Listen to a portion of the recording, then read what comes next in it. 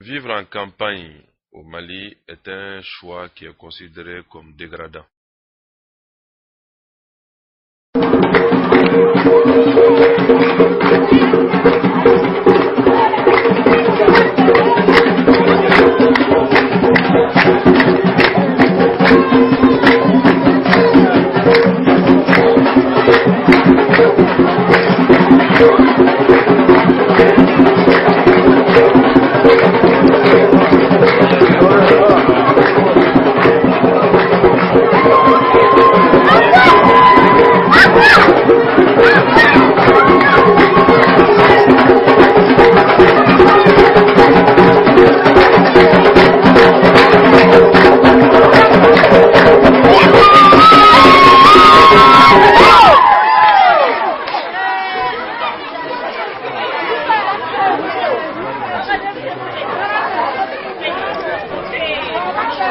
Décrié, car la campagne est souvent synonyme de pauvreté, synonyme d'exode rural, synonyme d'arriération.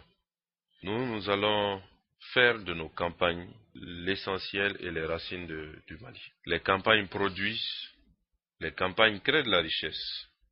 Il faut que les campagnes en retour soient promues, soutenues et développées. Que tous les Maliens puissent trouver, là où ils vivent, que ce soit en campagne ou en ville, l'essentiel des services dont ils ont besoin pour mener une existence harmonieuse. C'est le programme de Moussa Mara dans le domaine de la ruralité et de la promotion du développement rural. La promotion de la ruralité passe d'abord par des orientations majeures, ensuite un dispositif institutionnel pour les mettre en œuvre, des actions de tous les jours pour traduire dans les faits ce que nous proposons. En termes d'orientation majeure, il s'agit de privilégier la création de richesses et donc les activités qui sont à la base de la production au niveau rural, l'agriculture, l'élevage, la pêche, et aussi de soutenir l'accès à des services de base au niveau des zones rurales dans notre pays. Par rapport à l'agriculture, nous devons finaliser rapidement le plan de développement de l'agriculture, un plan décennal qui est actuellement en train d'être élaboré et nous devons obtenir sa mise en place. Nous devons enfin accepter d'allouer au moins 12% des ressources publiques au développement rural. Nous en sommes à 7% aujourd'hui. Il reste 5% à ajouter. Chaque année, nous allons ajouter 1 point de ressources publiques supplémentaires pour les activités de développement rural, ce qui fait environ 15 milliards de francs CFA chaque année. Nous allons enfin promouvoir l'approche sectorielle du développement rural. Éviter de considérer l'agriculture à part, la pêche à part, l'élevage à part. Dans une exploitation agricole familiale, généralement, on combine les différentes activités. Donc au niveau institutionnel, l'État doit être organisé pour répondre aux aspirations de nos populations rurales et répondre de manière coordonnée aux aspirations de nos populations rurales. Nous allons responsabiliser les acteurs ruraux, soutenir les organisations agricoles, soutenir les organisations professionnelles agricoles, soutenir le réseau de l'APECAM et y promouvoir la bonne gouvernance et la transparence. De manière stratégique, nous allons nous orienter vers le soutien à la productivité agricole. Plus d'investissement, plus d'intensification, plus d'utilisation des intrants. Une synergie intersectorielle, transport, industrie, énergie, commerce, toujours en nous positionnant et en nous basant sur le potentiel agricole du pays. Là, plus de recherche et plus de vulgarisation. Ces orientations majeures seront soutenues par un cadre institutionnel simple et cohérent. Le cadre institutionnel, c'est d'abord un grand département en charge du développement rural, qui va fondre le département en charge de l'agriculture, celui en charge de l'élevage et de la pêche, et certaines attributions du département en charge de l'environnement. Nous allons redynamiser le dispositif organisationnel et institutionnel, aussi bien au niveau national qu'au niveau local, pour le mettre à la disposition des ruraux partout où ils vivent. Nous allons intégrer l'ensemble des projets, agences, unités de coordination au sein du dispositif de l'État pour assurer une plus grande cohérence et aussi une plus grande justice en termes d'intervention. Au titre des activités à mettre en place, nous avons d'un côté des activités d'ordre structurante, d'autre côté des activités d'investissement et enfin des activités de soutien aux organisations rurales, des activités de soutien aux citoyens qui vivent dans les zones rurales.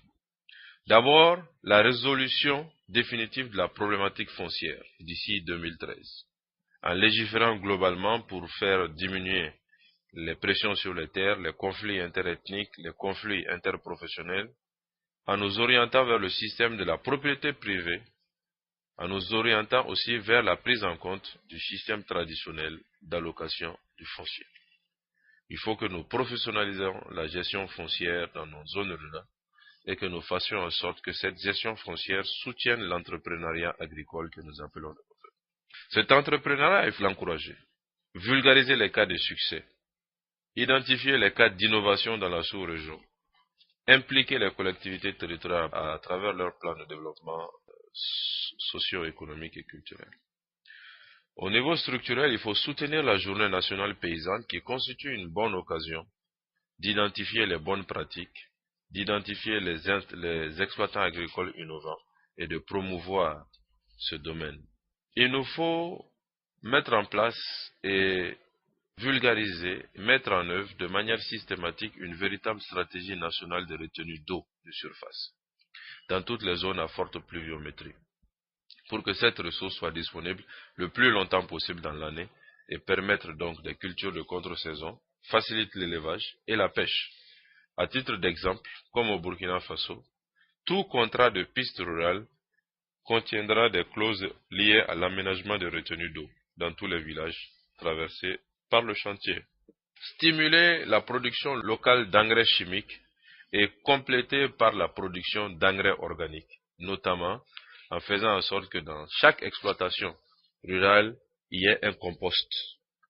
Plus de formation, plus d'accompagnement pour que les populations rurales maîtrisent la technique d'élaboration et de conservation du compost.